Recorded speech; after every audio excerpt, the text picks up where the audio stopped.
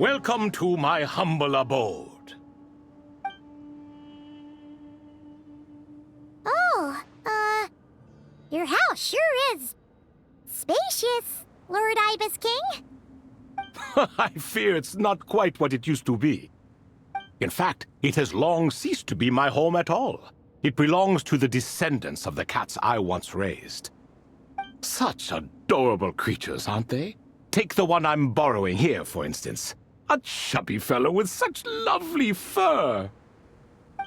Anyway, tradition dictates that a special guest such as yourself be presented with a gift. Alas, it's a first-come, first-served basis, you see. I fear with the passage of time, none are left. What? So the treasure's gone already? Treasure, you say? Not an inaccurate description.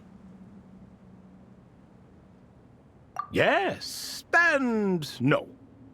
I have the power to grant gifts inaccessible to the masses. The only requirement is answering a question. Not a bad deal, yes?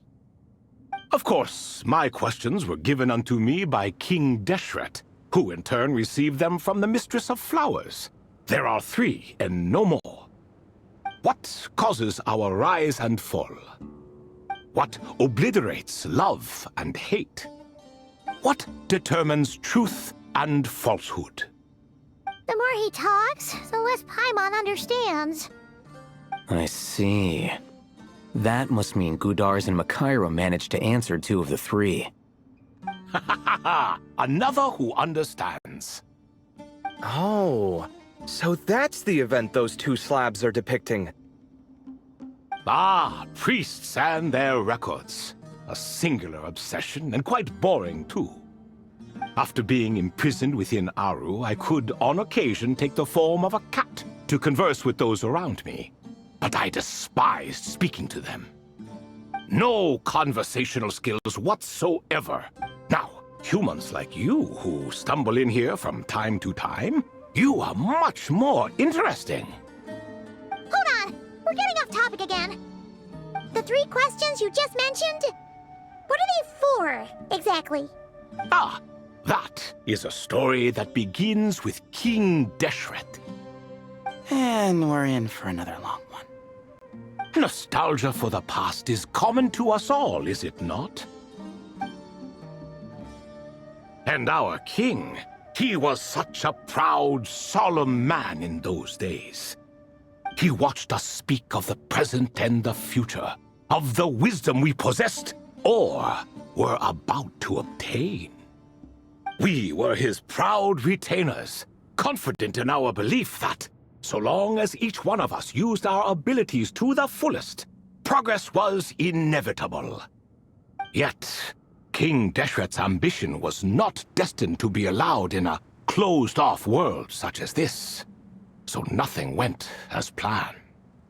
In fact, from the beginning, there were signs an outcome of this nature was inevitable.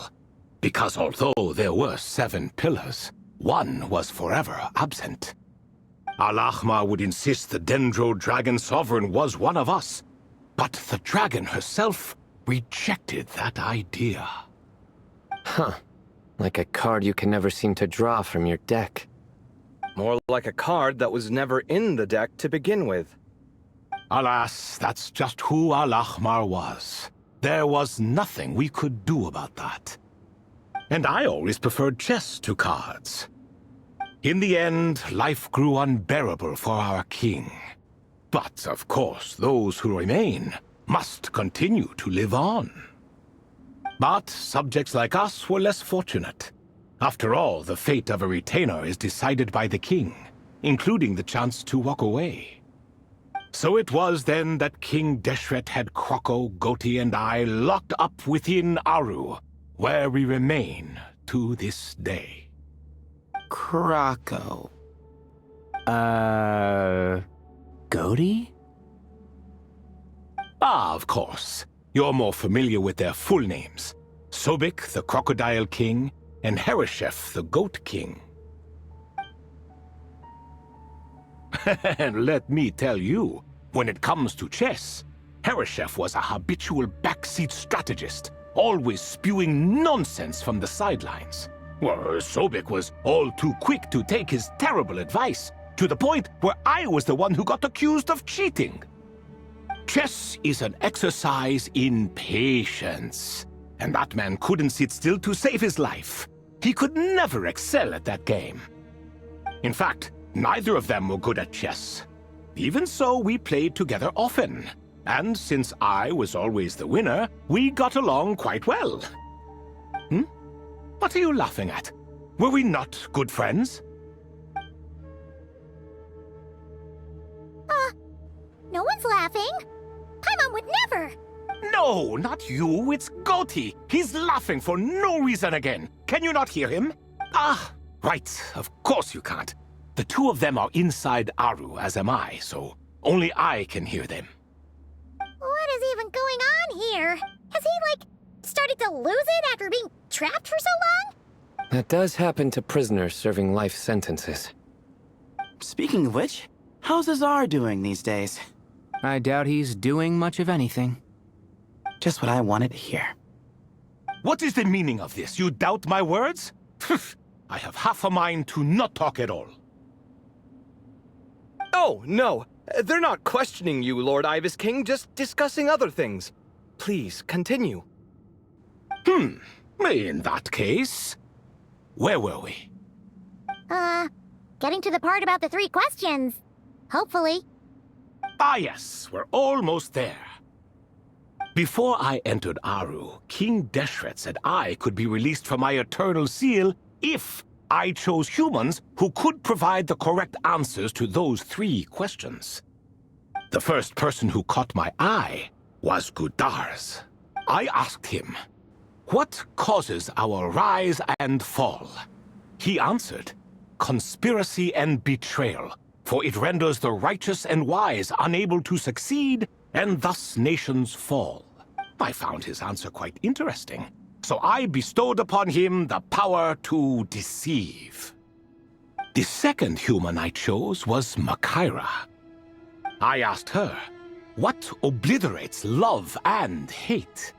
She said unto me, "I have nothing left to lose. Vengeance alone can quench both love and hate." I found this to be another fascinating response, so I granted her the power to be loved. But both of them ended up... Now then, young one, riddle me this. Did their answers point to this fate, or was it the power I bestowed upon them that determined their end? I'm just an observer who doesn't understand their circumstances, so I can't answer. A clever reply. I do not wish to comment either. It is all in the past at this point. My only wish was for their answers to be acknowledged by King Deshret's rules, and bring me one step closer to freedom. As for the final person, her fate remains to be seen, so I will not reveal her name. I asked her, "What determines truth and falsehood?" and found her answer quite compelling, so I bestowed upon her a gift to match. As you can see, however, I have not been freed, so it's clear the answer she gave at that time was wrong. But alas, 3 people were chosen and 3 questions were asked, so now all I can do is wait. Wait until her wisdom is in line with the rules set forth by my king. Until she has found the true answer to that question. No wonder there was no 3rd stone slab then. Or perhaps you're just not ready to include her in the story. Though that might be a generous interpretation. Well, it's not merely because her story remains unfinished. As the remaining priests of this place left or passed on, there were none left to record the events that followed. Besides, stone slabs are few and far between in the Great Red Sands. In the sprawling desert, very few things or people even manage to leave a trace. But sometimes I can't help but wonder, if that young man from several centuries ago had been willing to answer my question, would I have left Aru by now? Wait, so there was someone else? Of course, it has been thousands of years after all. All sorts of people have stumbled upon this place, but I only chose the special ones. That young man had such a singular intelligence, though his companion, by contrast, was rather average. The author of those notes we found? The student named Zandik? Ah, yes, I think that was his name. In truth, I was unsure whether I should grant him my third remaining gift.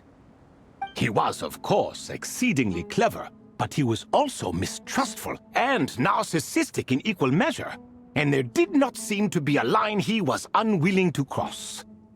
Too much power could be dangerous in the hands of someone like him, so I found myself rather relieved when he declined my gift. Oh, he turned you down? Did he give a reason? Yes. He said he didn't need it. I still remember the look in his eyes. Nothing stood out per se, and still I could sense contempt and disdain radiating from his gaze. I could not give an exact reason, but on instinct I just knew. It would not end well to get close to a man like that. So, I tricked him. Stick close to your companion, I said. Only the descendants of Tulatula can come and go as they please. Leave him behind, and there is no escape for you. So, does that mean his companion wasn't a descendant of Tulatula? Oh no, that part was true. The lie was in the other half. Anyone can enter or exit this place. There are no restrictions. I saw that his companion was exhausted and was concerned Zandik might leave him behind, or worse, that some other accident might befall him. So I made up an excuse to prevent Zandik from going a step too far. Oh, and speaking of, Sandik's companion had the same blue hair and pointed ears as you. Wait, does that mean Layla's also a descendant of Tulatula? Indeed. When Hermanubis founded that city, he took in many who had nowhere else to go.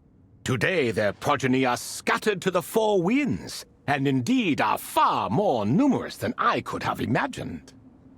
So the person you protected could have been my ancestor. Yes, yes. You're very welcome for that. Could I ask another question, Lord Ibis King? Of course. I have nothing but time. Did you also save me and a man named Jur? I did. You two were quite unlucky bumping into a device King Deshret once used to measure human brain power.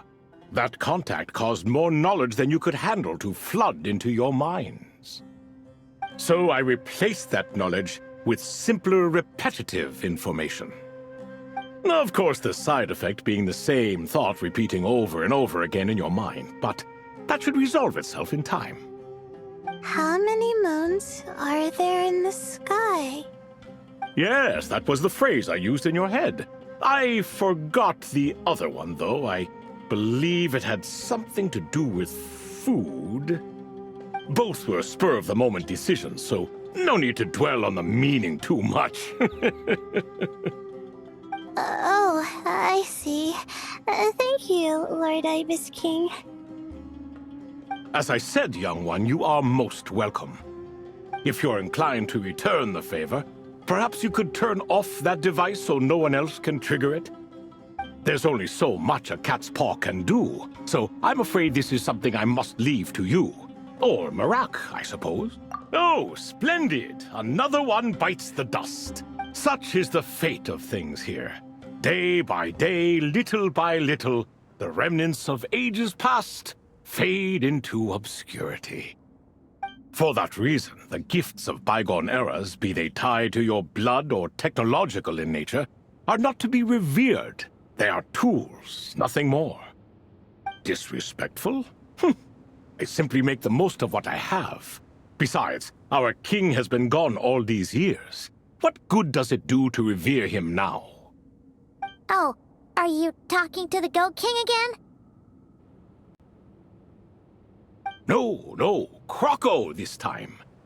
He's pestering me for another game of chess. Says he wants to even the score. Wishful thinking, if you ask me. If we counted one push-up for every loss, he'd owe me 300,000 by now. Of course, that's just a rough estimate. I've never kept count.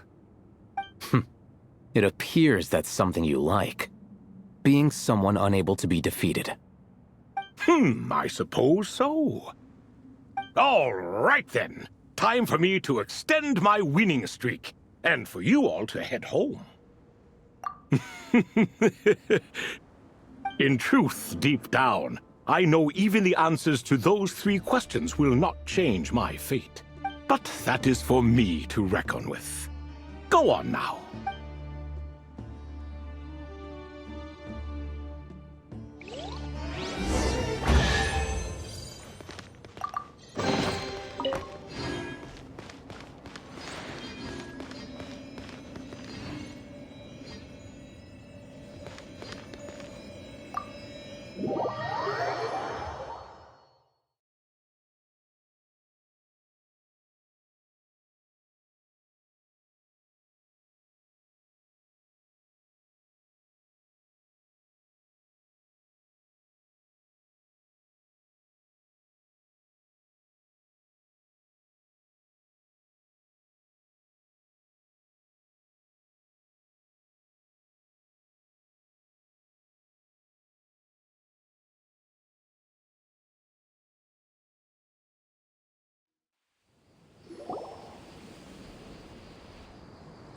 Excuse me, do you even know what time it is? I've harvested 3 crops of tomatoes while you've been gone. You're exaggerating, Professor. I'm making a point. There's a difference. Sincerest apologies for keeping you waiting, Professor Cyrus. See, that's what I call manners. Now, are any of you hurt? Nope. It went way smoother than we expected, actually. I presume the investigation is complete then. Come, tell me all about it. Oh my, did you look out? If you've read the work from the Vahumana Dashan, you would know that the Ibis King has, well, let's call it a mixed record. Perhaps he softened up a bit in his old age, and that's why he chose to help you. Or perhaps he just didn't have a good enough reason not to help us. See? Marak agrees. How do you even know that's what Marak meant? That could have just been a happy noise. In any case, there's a lot to be happy about. We figured out what happened to Layla and Jer, and there were some unexpected takeaways too. Yeah, I never expected to learn about my ancestry. I've always thought of myself as just an ordinary student. I never would have even considered something like that could be true. Come to think of it, our ancestors might even have been friends at some point. Huh? You're right. Maybe I should take a trip back home to see if I can find any records about that. Oh, I was just throwing that out there. I wouldn't want you to go to the trouble. It's fine. My advisor gave me a break, and I still have a few days left, so... Oh, wait. My study topic. I haven't made any progress at all. No. I need to focus on that instead. Right. Couldn't you help her, Professor? Huh? No, I could never. Me, you say? I'm from the Spatamar Darshan, and I don't think that Nephis or Zahahadi researched the stars. All I have to offer are my homegrown tomatoes. Although I suppose it's not impossible. I can ask a few old friends to recommend some interesting topics. You really don't have to. It sounds like a lot of work. Hardly. A few passing questions while we water the plants? It's no trouble at all. Thank you so much. Of course. Now it's getting late, and you all must be tired. Let's wrap things up here. Some say desert nights are the sun taking mercy on us after the heat of the day.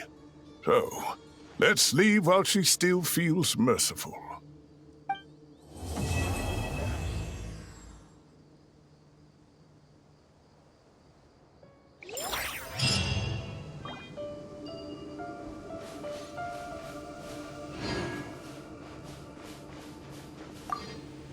You made it back safe and sound.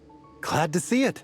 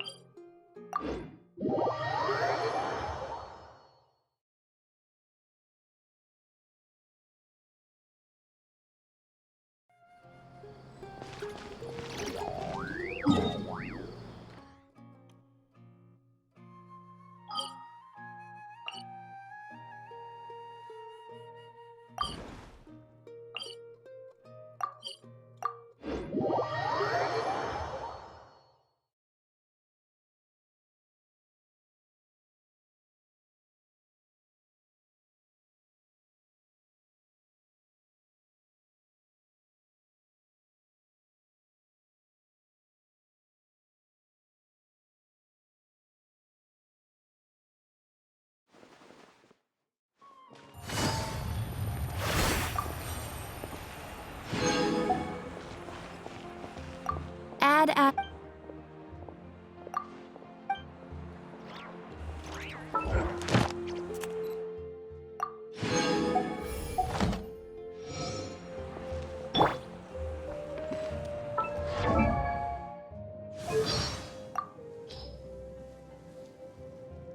Nodcry draws in all sorts. Ambitious adventurers, lawless rogues, wanted criminals, and drifters with nowhere else left to go. They all come chasing dreams, eyes bright with aspiration, hoping to strike it rich or make a name for themselves in this anarchist's paradise. Me, you ask? Chasing your dreams is a high-risk, low-return venture. Not my style at all. I'd rather help others chase theirs. After all, dreams are illusory and fleeting, but the dreamers themselves, they're real as real can be, and more than willing to pay for a little help.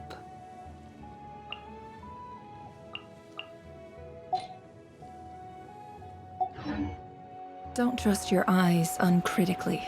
People Add. Thank you for.